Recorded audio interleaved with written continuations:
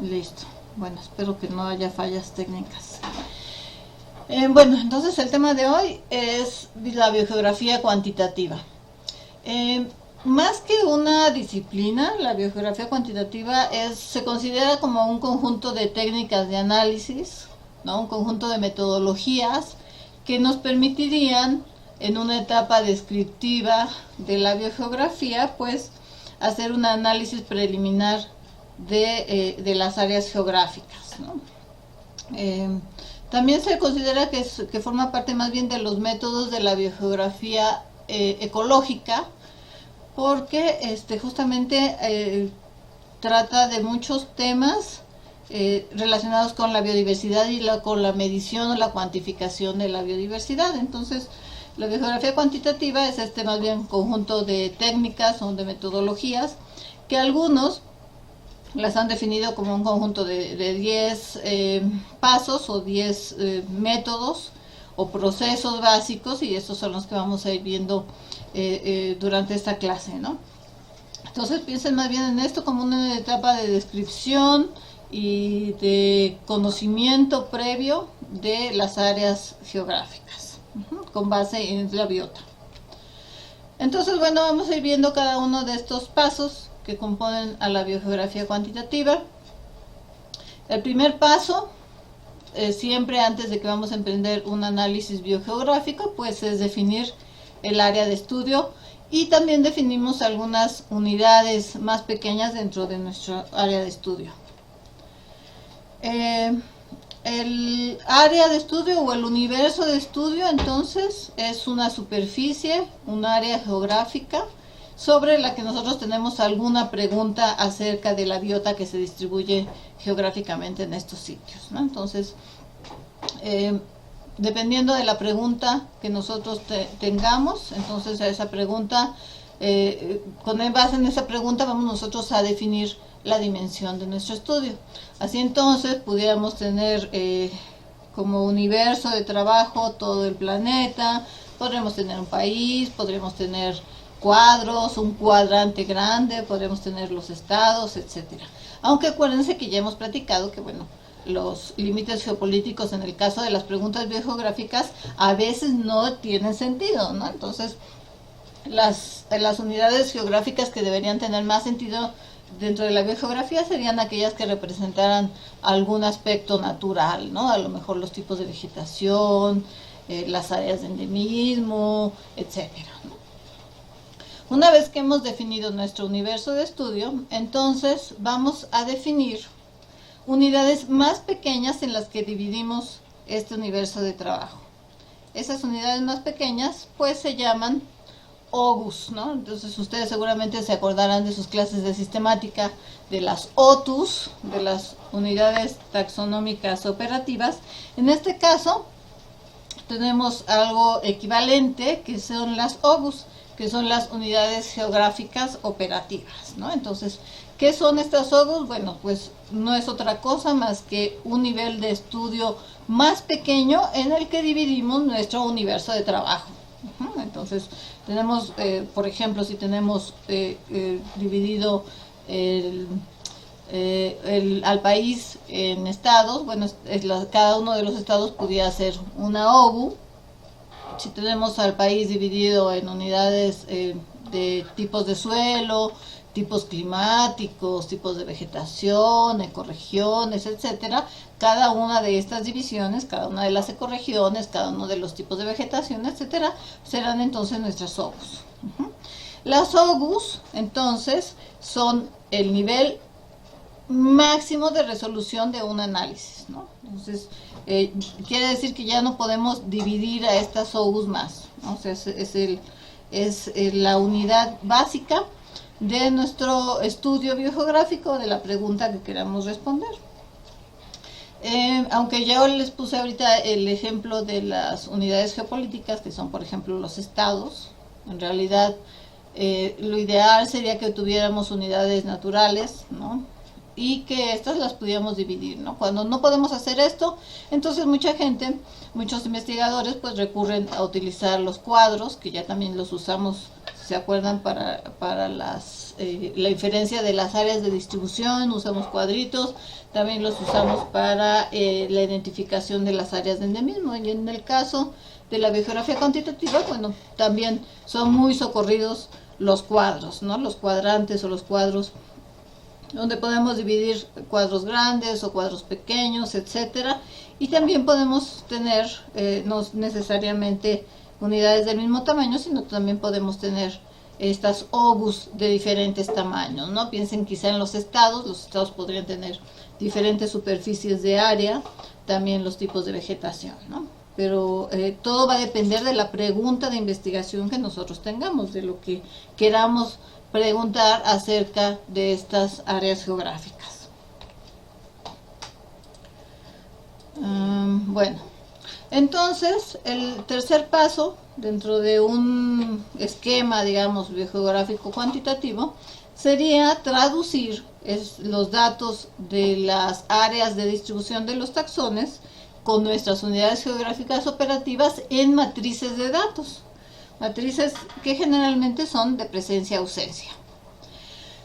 Estas matrices de datos, fíjense que son un poquito diferentes a las que trabajamos en el PAE, en el análisis de parsimonia de endemismos, porque a pesar de que también están compuestas por taxones y en este caso por áreas, que son nuestras OUs, la matriz está como dada vuelta, ¿no? Entonces, casi siempre en los análisis ecológicos, lo que vamos a clasificar van a ser las OUs a través de la presencia o ausencia de los taxones, pero ven que ahora tenemos las áreas en las columnas y los taxones en los renglones, ¿no? Aunque esto puede depender mucho del método de análisis que vayamos a seguir, ¿no? O por ejemplo del software o del algoritmo que vayamos a usar.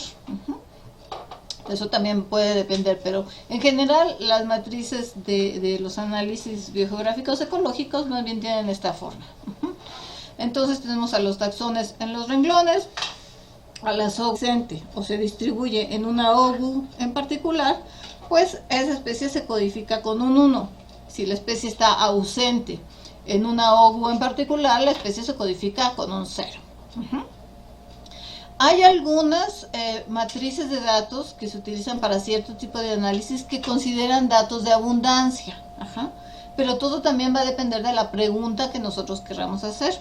Acuérdense que los datos de abundancia entonces se referirían al número de individuos que están de esa especie en esa OU en particular. Pero en general nuestras bases de datos o nuestras matrices de presencia-ausencia para biogeografía cuantitativa pues son más bien de presencia-ausencia, ¿no? ¿Cómo se construimos estas unidades de estudio? Más o menos ya lo habíamos visto en el PAE, es algo muy parecido. Entonces vamos a suponer que tenemos en la parte inferior derecha al estado de Chihuahua, de Chiapas, y que lo dividimos en cuadritos de un cierto tamaño, ¿no? Estos cuadritos son de medio grado de latitud por medio grado de longitud. Entonces hay una especie que es ese puntito negro que está y esos son los datos de registros de esa especie roja, digamos, en esos cuadros, ¿no? Entonces, si se acuerdan, cada que una especie está en un cuadro, pues se debería pintar como presencia. Entonces esta sería como el área de distribución de esa especie que ahora están todos pintados de rojo, y si nosotros quisiéramos traducir eso a la matriz de datos, pues entonces tendríamos en las columnas las OUs, que en este caso están nombradas A, B, C, D, E, F, bla, bla, bla, y en los renglones a los taxones. Entonces, si quisiéramos llenar esta matriz de presencia-ausencia para esta especie, tendríamos que llenar para el cuadrito A, la especie está ausente, entonces tendríamos un 0. El cuadrito B, la especie está ausente, le pondremos un 0. En el cuadro C, la especie está presente, le ponemos un 1.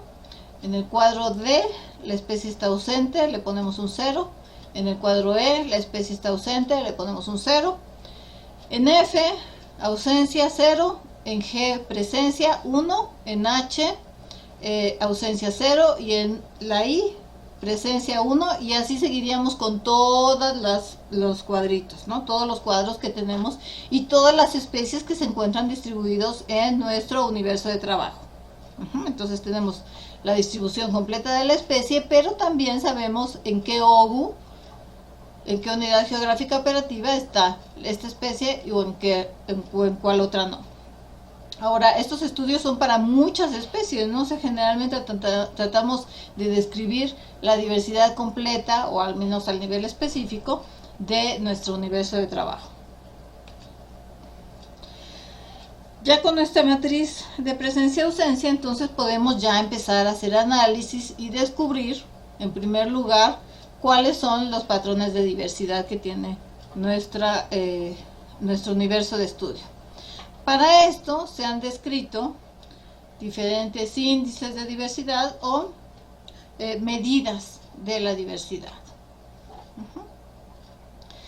En general, la cuantificación de la diversidad se hace a 3 niveles, ¿no? Que fue lo que propuso Whittaker. Ahorita lo vamos a ver en la siguiente diapositiva, pero esta clasificación de niveles de diversidad ocurre en el espacio geográfico, ¿no? Entonces es lo que realmente nos importa, cómo ocurre la diversidad en las diferentes escalas del espacio geográfico, y esto nos permite entonces caracterizar a un área geográfica con base en esta diversidad biótica que puede tener. Y como ya habíamos mencionado, bueno, se consideran como parámetros descriptivos con los que podemos iniciar un análisis biogeográfico. Entonces vamos a ver estos tipos de diversidad y cómo los cuantificamos. Seguramente algunos de ustedes ya los conocen o los han visto en alguna otra materia. Vamos a hacer aquí un breve repaso. Acuérdense que la forma más común en la que nosotros estimamos a la biodiversidad es a través de la riqueza de especies, ¿no? O de la diversidad específica. Porque la biodiversidad pues no solamente incluye a al nivel de especies, ¿no? La diversidad biológica incluye toda la variabilidad de todos los taxones en todos los niveles, de todas las jerarquías biológicas, ¿no? En la jerarquía ecológica, en la jerarquía genética, en la jerarquía taxonómica, etcétera. Sin embargo, uno de los niveles comunes dentro de todas estas jerarquías, pues es la especie, ¿no? Entonces, la especie, el nivel específico dentro de la jerarquía taxonómica, ecológica, etcétera, es la medida más común de la biodiversidad, y es la medida con la que nosotros nos sentimos a veces como más a gusto de hablar de la biodiversidad. Y casi siempre cuando hablamos de la biodiversidad hablamos de ese nivel específico, ¿no? Aunque no sea el único, es el que casi siempre hacemos referencias. ¿Por qué?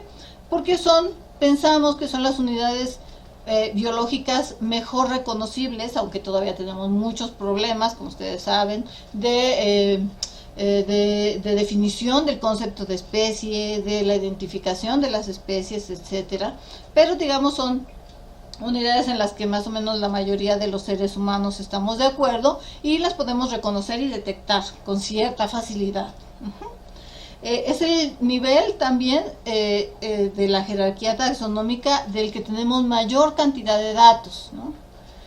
Y suponemos que la diversidad de especies refleja todos los otros aspectos de los otros niveles de la biodiversidad, ¿no? Entonces, como responden a procesos tanto ecológicos como evolutivos, y son resultado de esta evolución en el espacio y en el tiempo, pues nos permitiría reconocer los patrones geográficos que ocurren en las especies, pues los que ocurren en otros niveles de la biodiversidad, ¿no? Esto es un supuesto, pero bajo ese supuesto generalmente trabajamos muchos aspectos biológicos. Ahora, entonces, la forma más común de cuantificar a la biodiversidad es a través del número de especies, ¿no? Y a esto se le conoce como la diversidad específica o la riqueza de especies, o más comúnmente solamente riqueza, ¿no? Y es el número de especies distintas que ocurren simultáneamente en un área geográfica. Whittaker en el 1960, 1972 aproximadamente, describió 3 componentes o tipos de diversidad que ocurren en el espacio geográfico y que dependen de la escala espacial. La diversidad alfa, la diversidad beta y la diversidad gamma. La diversidad alfa, o también conocida como alfa puntual, es el número de especies que están presentes en un sitio o en una muestra territorial, en un lugar, en un punto, etc. Este punto o este sitio se reconoce como el espacio mínimo que contiene a una comunidad en un tiempo determinado y donde ocurren las interacciones ecológicas más estrechas, ¿no? Esa es la definición del punto o del sitio. Entonces, la alfa puntual o la diversidad alfa del punto va a ser la riqueza de especies en un lugar determinado. En términos más generales, es la riqueza de especies en una escala de resolución más fina, es decir, en las OGUs. Entonces, para nosotros en biogeografía, esta riqueza de especies o esta alfa puntual es lo que está ocurriendo, el número de especies que ocurren en una OGU en particular. Aquí hay un ejemplo. Vamos a suponer que tenemos un universo, que es el que está arriba. No sé si se ve mi cursor, pero bueno, es un universo, tiene una U. Y tenemos ahí dentro de este universo 2 OGUs o 2 comunidades, 2 puntos, 2 sitios, si quieren ustedes decirles así. Este es el sitio A y el sitio B, o el punto A, el punto B. La OGU A, la OGU B. Dentro de cada OGU existe un número determinado de especies. El número de especies que están dentro del conjunto o de la OGU A está representado por cada una de las letras, ¿no? Entonces A es una especie, B es una especie, C es una especie, D, bla, bla, bla, ¿no? Entonces la diversidad puntual o el alfa, la diversidad alfa de A, de la OGU A, es igual al número de especies que están presentes en A. Entonces 1, 2, 3, 4, 5, 6. Si cuentan cada letra, entonces el número de especies que está a la derecha es una S. El número de especies de A, o la diversidad alfa de A, es igual a 6 especies. Para la OGU B en el universo U, el número de especies también va a ser la diversidad de especies que está en esta OGU. Entonces 1, 2, 3, 4, 5, 6, ven que todas son diferentes, entonces el número de especies de B es igual a 6, es el alfa puntual. Para el universo de abajo, el universo que está ahí abajo, también tenemos un universo U, pero ahí tenemos una OGU A y otra OGU B. La OGU A entonces tiene una diversidad de especies de 5, 1, 2, 3, 4, 5 especies. Y la OGU B tiene 1, 2, 3, 4, 5, 6, 7 especies. ¿Vamos todos bien hasta aquí? Esto está muy fácil, ¿no? Nada más hay que contar el número de especies diferentes en cada OGU. Yo tengo una duda, ¿cada OGU es cada cuadrito? Cada OGU, por ejemplo, para este mapita de Chiapas, sí, cada OGU sería cada cuadro, ¿no? O sea, nuestro universo completo sería Chiapas y cada OGU sería cada uno de los cuadros. Todo depende de cómo hayamos nosotros dividido nuestro universo de trabajo. Gracias. Ok, entonces en el caso anterior, aquí, pues en realidad no son cuadros, ¿no? Son como unos circulitos. Y vean, por ejemplo, la figurita que está arriba, pues hay unas parcelas, ¿no? Entonces está una parcela que es la comunidad 1 y una parcela que es la comunidad 2.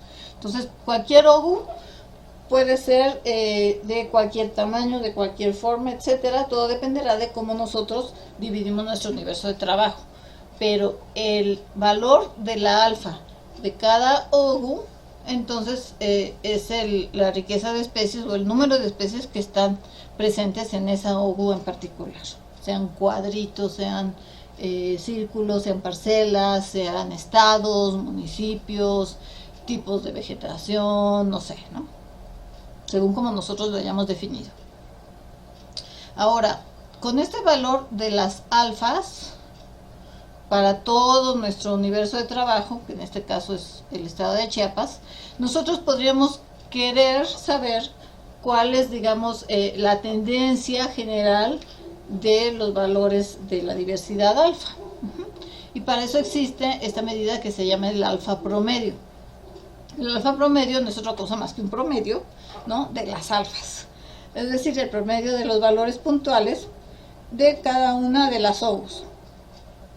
Si este fuera mi universo de Chiapas y tengo solamente esas OUs, las que están ahí, las que pueden ustedes ver, y el alfa tengo un alfa de 40, un alfa de 28, un alfa de 26, un alfa de 11, un alfa de 16, pues yo podría querer saber cuál es la tendencia de la diversidad alfa, ¿no? Entonces voy a calcular el alfa promedio es igual a la sumatoria de todas las alfas entre el número de alfas que tenga, ¿no? Es decir, para obtener un promedio normal.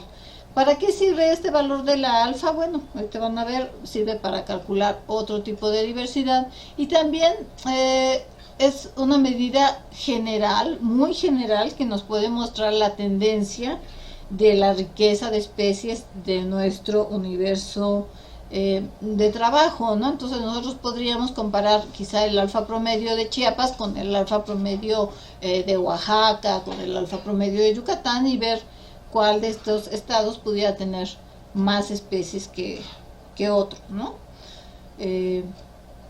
Pero solamente como una medida de tendencia general. El otro nivel de la diversidad del que hablaba Whittaker es la diversidad gamma. La diversidad gamma es la riqueza de especies, pero a una escala más grande. Entonces, si nosotros tenemos la diversidad alfa en cada una de las OUs, la diversidad gamma es la riqueza de especies, pero en todo nuestro universo de trabajo. Es el número de especies del conjunto de sitios o comunidades que integran un paisaje, es decir, de todo nuestro universo de estudio, y aquí estaríamos hablando de la escala regional. Cuando estamos hablando de alfa es una escala local, y cuando estamos hablando de gamma es una escala regional. Vean que aquí tiene que ver la escala geográfica de la que estamos hablando, ¿no? Cuando estamos hablando de todo el universo de estudio, hablamos de diversidad gamma. Cuando hablamos de las OUs, hablamos de diversidad alfa. Y entonces, vamos a suponer ahora en este caso que tengo mi estado de Chiapas dividido en mis OUs, que son cuadritos, y esta es la diversidad de especies en cada uno de los cuadros. Entonces hay un cuadro que tiene 3 especies, A, B y C, uno que tiene 2, E y D, otro que tiene 2, A y C, otro que tiene 2, B y D, y otro que tiene 2, E y F. ¿Cuál es la diversidad gamma de este universo? Pues va a ser el número de especies en total. Entonces la gamma es igual a 6, porque tengo la especie A, la especie B, la especie C, la especie D, la especie E y la especie F. No importa que la especie A esté presente en 2 lugares, al final es la misma especie. La especie A cuenta como una sola especie. No se me vayan a confundir, hay que contar el número de especies, no importa cuántas veces estén representadas en los diferentes cuadros, ¿no? Porque ahí podremos hablar quizá un poquito de abundancia. Sino aquí estamos hablando de la identidad, cuántas especies diferentes hay. En este caso hay 6 especies. Entonces la diversidad gamma de este universo es igual a 6. ¿Dudas? ¿No? Ok. Bueno, seguimos entonces. Nosotros podríamos querer comparar la diversidad alfa con la diversidad gamma para saber si ocurren si los mismos fenómenos que están ocurriendo a nivel local también pudieran afectar la diversidad regional. Veamos el universo U1, que es el de la izquierda.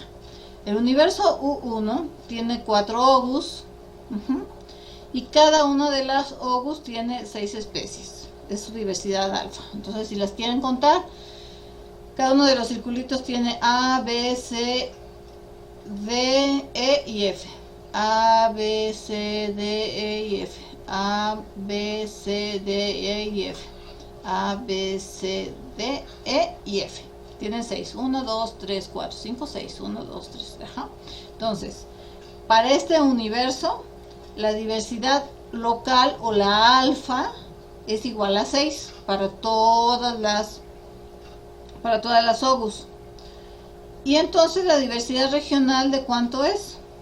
Pues la diversidad regional también es de 6, porque vean que todas las ogus tienen A, todas las ogus tienen a B, todas tienen a C, todas tienen a D, todas tienen a E y todas tienen a F.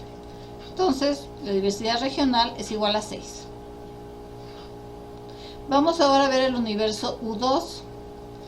¿Cuál es la diversidad alfa de estas ogus?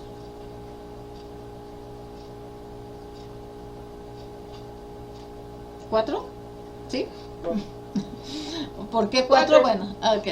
Porque cada uno de las ogus tiene, fíjense que tiene cuatro letras, ¿no? Entonces la diversidad local o la diversidad alfa de cada una de las ogus es 4. Pero ¿qué pasa con la diversidad regional?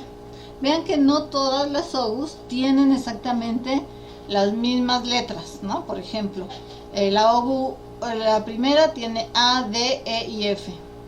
Y la segunda tiene A, C, B, D y E. Y así, ¿no? Entonces, la diversidad local es baja, pero es un poco diferente. Ajá. O sea, comparado con el universo 1, el universo 2 tiene una diversidad local o una alfa más baja, pero la diversidad regional es igual, es 6. Si ustedes cuentan el número de letras diferentes que hay en el universo 2, van a ver que son 6. Está A, B, C, D, E y F. Nada más que están en diferentes ogus, ¿no? No todas están en todas las ogus. Sin embargo, la diversidad regional del universo 2 es igual que la del universo 1. ¿Por qué es relevante esto? Porque cuando nosotros comparamos la diversidad regional con respecto a la diversidad local y existe una relación directa entre ellas, que es donde dice tipo 1, nosotros podemos suponer que los fenómenos que están ocurriendo a nivel local también impactan a la diversidad a nivel regional. Es decir, conforme aumenta la diversidad local, puede aumentar la diversidad regional. A este tipo de curva se le llama tipo 1 o no saturada. Pero también puede pasar que nosotros podemos tener sitios donde la diversidad local no aumente de forma directa con la diversidad regional. La diversidad regional pudiera, vean que pudiera aumentar, pero la diversidad local permanece baja. Cuando puede aumentar la diversidad regional, pero la diversidad local no aumenta, nosotros podríamos pensar que los fenómenos que están afectando a la diversidad regional son diferentes a los que afectan a la diversidad local. Y a este tipo de gráficas se le llama tipo 2 o saturada. ¿Qué es lo que puede afectar? ¿Qué es lo que hace que quizá podemos tener diversidades alfas bajas, pero que la diversidad regional pudiera ser muy alta? Es decir, ¿qué hace que tengamos países como el de México, ¿no? Que en realidad cuando nosotros analizamos puntualmente la diversidad alfa, en general tenemos diversidades alfas muy bajas, pero la biodiversidad, la riqueza de especies del país completo es muy alta, ¿no? ¿Qué es lo que hace que ocurran estos fenómenos? A ver si lo pueden decir por ahí, porque no puedo leerlos. ¿A quién se le ocurre? Gabriel dijo que la orografía. La orografía, sí. Ok, la orografía, pero ¿por qué? ¿Qué hace la orografía con la diversidad? ¿Qué genera en la diversidad? Por ejemplo, que tengamos una orografía muy escarpada. ¿Me escuchan? A ver, otra vez. ¿Sí me escuchan o no me escuchan? Sí, sí, sí. Sí. Ah, ok, vale. Pues la orografía puede dividir como a las poblaciones, a las comunidades, además de crear distintos ambientes y generar distintas condiciones atmosféricas y climatológicas. Exacto. ¿Y eso qué hace en la diversidad? Pues básicamente, bueno, en la diversidad alfa tendríamos como bastante diversidad, porque habrían varios lugares, pero esta misma orografía y las divisiones que hay no permitirían que hubiera tanto en diversidad gamma. No, por ahí va, pero algo falta. Por ejemplo, cuando tienen ustedes diferentes altitudes, ¿no? Pensemos en la orografía, hay diferentes altitudes. La biota que está en una altitud es parecida a la que está en el siguiente rango altitudinal y se parece a la que está en el siguiente y se parece a la que está en el siguiente. No. No, ¿verdad? Va cambiando. Entonces, la biodiversidad cambia conforme cambian las condiciones ambientales. Y ese cambio, o sea, ese cambio en la composición de especies, ¿no? O sea, porque ya no es la misma, no es lo mismo que estemos en una zona de alta montaña donde haya un pastizal y bajemos un poco y haya ya un bosque de pino y luego bajemos un poco y ahora sea un bosque de pino encino y ahora bajemos un poco y ahora se convierta en una selva tropical, etcétera, ¿no? Entonces, estos cambios son justamente la diversidad beta, ¿no? Entonces, es un concepto que no es sencillo, ¿no? Entonces, lo que ocurre entre la diversidad regional y la diversidad local es la diversidad beta. De hecho, hay autores que dicen que México es un país beta diverso, ¿no? Más que megadiverso, es beta diverso. ¿Por qué? Porque es tan, tiene, por ejemplo, tanta variedad de tipos de vegetación, tanto cambio altitudinal, ¿no? Una orografía muy diferente, muy escarpada, que genera que las biotas en distancias cortas incluso, pues puedan ser muy diferentes, ¿no? Entonces, esta diferencia o este cambio en la composición específica de un sitio a otro, de un alfa a otra, es la diversidad beta, ¿no? Entonces, estos autores dicen que los responsables de la biodiversidad, de la alta diversidad de México, es la diversidad beta más que la diversidad alfa o la gamma, ¿no? Sino que este hecho de que podemos nosotros estar cambiando la composición de especies entre comunidades cercanas y ese cambio pueda ser alto, pues es la responsable de tener esta alta diversidad, ¿no? Entonces, la diversidad beta, que también definió Whittaker, pero fíjense que no es tan sencilla, esta sí no es tan intuitiva, tan fácil de comprender, es la diferencia o el recambio de especies entre dos puntos, ¿no? O sea, es lo que pasa entre la diversidad de una obu y la otra, en el espacio o en el tiempo, ¿no?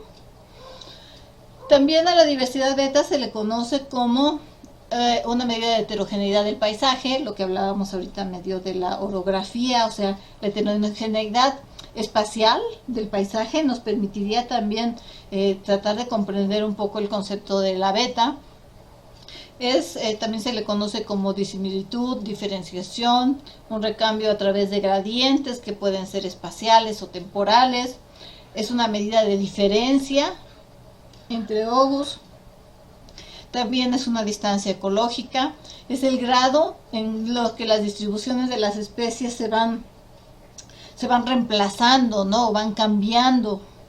Y también se le conoce como la complementariedad en la composición de las especies. Entonces vean que beta no es otra cosa más que el cambio que ocurre entre obus de la composición de especies entre una y otra obu, ¿no? Entonces, por ejemplo, Cody lo define muy bien, son las especies que se ganan y que se pierden a lo largo de un gradiente. Pensemos, por ejemplo, que esto es una cordillera de México, a lo mejor, no sé, la Sierra Madre Occidental, Y con este gradiente de altitud, pues podemos tener en los diferentes sitios diferentes alfas, ¿no? Entonces hay un sitio, aquí en la parte de hasta abajo, con menor altitud, hay un alfa, luego en el siguiente sitio hay otra alfa, en el siguiente sitio o punto u ogu hay otra alfa, etcétera, ¿no? Cada una de los sitios tiene su propia riqueza de especies. El universo completo, el conjunto de sitios, tiene su riqueza de especies, que es gamma. Y lo que ocurre entre la composición de especies de una ogu y la otra, o un sitio y el otro, eso es la beta. Ajá. Entonces, la beta no es una medida absoluta, sino es una medida que nos permite saber qué tanto está cambiando la composición de especies en un gradiente espacial o temporal, ¿no? En biogeografía casi siempre lo hacemos con gradientes espaciales, no tanto temporales, pero bueno, también podemos hacerlo. Pero pudiéramos también cuantificar la diversidad beta en otro tipo de gradientes, ¿no? A lo mejor un gradiente climático, un gradiente de tipos de suelo, etcétera. Bueno, ya me estoy quedando sin voz. Algunos autores han descrito que la diversidad beta está relacionada también con los tamaños de las áreas de distribución geográfica. ¿Cómo puede ser esto? Piensen que tenemos dos universos. Un universo, el de la izquierda, donde tenemos especies con amplia distribución, y todas las especies ocupan todo el universo, ¿no? Porque tienen distribuciones amplias. Pero hay otros universos, por ejemplo el universo U', donde las especies no tienen distribuciones amplias, sino tienen distribuciones pequeñas y no tienen tanta superposición entre estas áreas de distribución. Entonces, si nosotros pensamos en el primer universo y nosotros hiciéramos un transecto que atraviesa ese universo y muestráramos diferentes sitios o puntos dentro de este universo, pues la diversidad de cada uno de los sitios va a ser muy parecida. ¿Por qué? Porque todas las especies están en todos los lugares. Entonces, la diversidad de cada punto va a ser más o menos la misma, por lo tanto, la diversidad beta va a ser muy baja. No va a haber cambio de especies entre un punto y otro, ¿no? O sea, la diversidad de especies del primer punto va a ser la misma que la del segundo y que la del tercero. ¿Qué pasa si las áreas de distribución, por otro lado, son pequeñas y no se superponen? Si nosotros hiciéramos el mismo transecto y pusiéramos nuestras localidades para cuantificar la diversidad beta, el primer sitio tendría una riqueza de especies muy diferente del segundo sitio, y el segundo una composición de especies diferentes del tercero. Entonces tendríamos una diversidad beta alta. ¿Por qué? Porque el recambio que está ocurriendo entre estas especies que están presentes aquí son muy diferentes de las especies que están presentes en el segundo punto y de las especies que están presentes en el tercer punto. Whittaker propuso entonces que existe una relación entre todas las medidas de diversidad, de tal forma que gamma es igual a la beta, esa W que tiene ahí es la beta de Whittaker, por el alfa promedio. Por lo tanto, si yo quisiera calcular la beta es igual a gamma entre alfa promedio. Es una relación muy sencilla. Pero entonces todas estas diversidades de alguna forma están relacionadas en el espacio geográfico y dependen unas de otras. Hay muchas formas de medir beta, muchas. Esta fórmula es solamente la original de Whittaker, pero es un concepto tan complejo, la beta, que ha habido muchos autores que han propuesto diferentes formas de cuantificar beta. Entonces aquí en esta diapositiva se las puse, no se las tienen que aprender, ¿no? Es solamente para que ustedes conozcan la complejidad que tiene el concepto de beta y la forma de cuantificarla, ¿no? O sea, no nos hemos puesto de acuerdo en el mundo sobre cómo deberíamos cuantificar a la diversidad beta. La forma más utilizada, sin embargo, de medir a beta es a través de la beta de Whittaker. aunque no hay una medida que siempre se prefiera. Algunos investigadores sugieren que siempre hay que usar 2 o más, porque algunas medidas pueden estar correlacionadas, pero otras pudieran tener resultados completamente diferentes, y esto genera pues que muchos estudios sean poco comparables, ¿no? Entonces, si queremos nosotros analizar beta, pues hay que tener en cuenta todas las algunas características, como el tamaño de las OGUs, la escala que se está utilizando, el grupo taxonómico, etcétera, ¿no? ¿Dudas con alfa, beta y gamma? ¿No? No. Ok, bueno, entonces vamos a continuar con la distribución geográfica de taxones y la lista de taxones de OGUs, que son los siguientes pasos, digamos, dentro de la biogeografía cuantitativa. Esto es súper rápido porque realmente ya lo vimos desde el principio del curso. Con estos datos entonces podemos cuantificar las áreas de distribución de las especies, y también podemos hacer listas de especies o de taxones en áreas geográficas en particular, ¿no? Tenemos que hacer la lista de especies de una OGU, de todo nuestro universo de trabajo, etc. El paso 7 entonces es también un análisis muy descriptivo acerca de la similitud biogeográfica.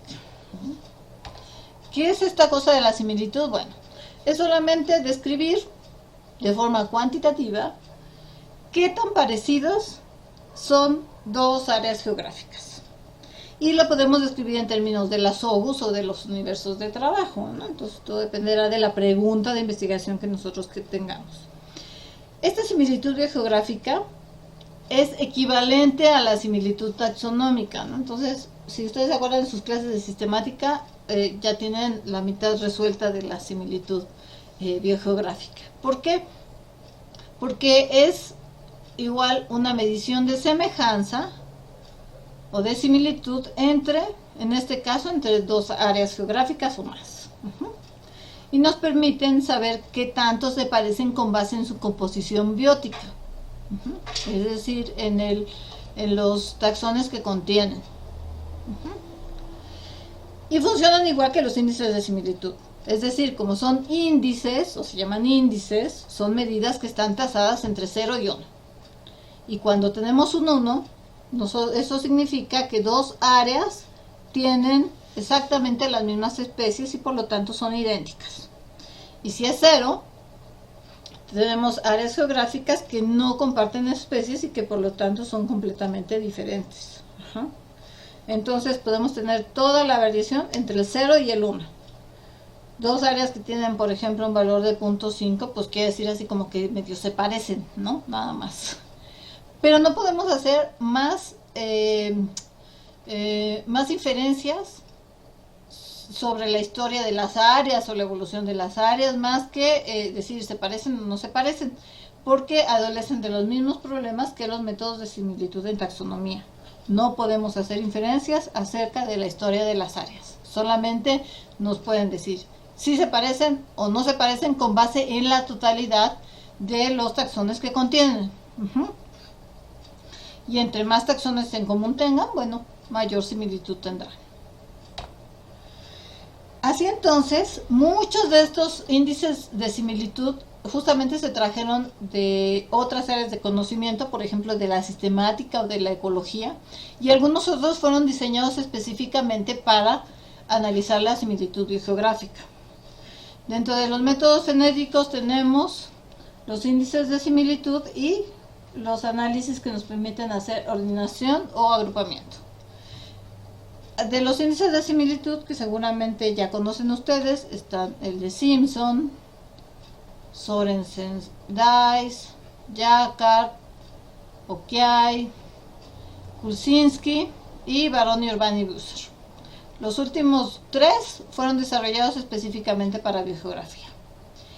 Estos índices generalmente se utilizan acompañados de algún análisis de agrupamiento de clústeres, donde el más común es el UPGMA, es decir, el promedio.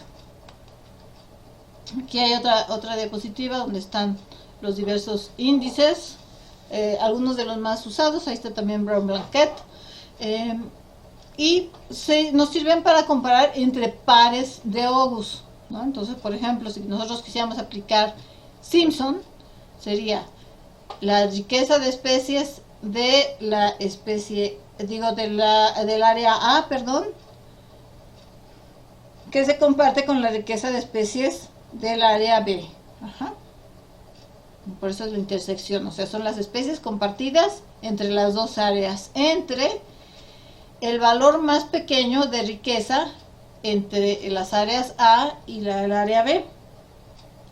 Jacquard, por ejemplo, es justo otra vez el número de especies compartidas entre las áreas A y B, o las OGUs A y B, entre el número total de especies que incluyen tanto A como B, o sea, la unión.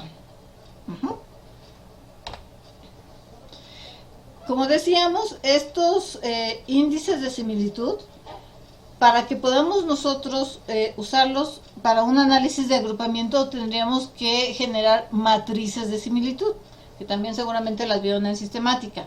Estas matrices de similitud entonces tienen representadas OGUs contra OGUs y todas las posibles combinaciones de pares de OGUs. Y para cada par de OGUs se calcula la similitud. Con estas matrices entonces podemos aplicar técnicas de ordenación o técnicas de clasificación. En las técnicas de ordenación nosotros podríamos saber, sin una delimitación discreta, sino en un espacio multidimensional, generalmente 2 o 3 dimensiones por mucho, la similitud que pueden tener las OGUs. Entonces, las OGUs que sean más parecidas van a encontrarse en el mismo cuadrante y más cercanos.